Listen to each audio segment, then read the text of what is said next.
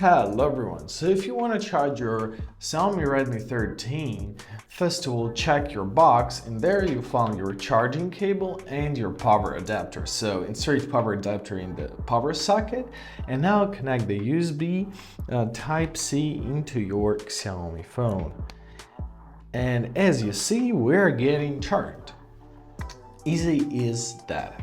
Charging from 0 to 29% will take something like 15 minutes and full charging the phone will take 72 minutes.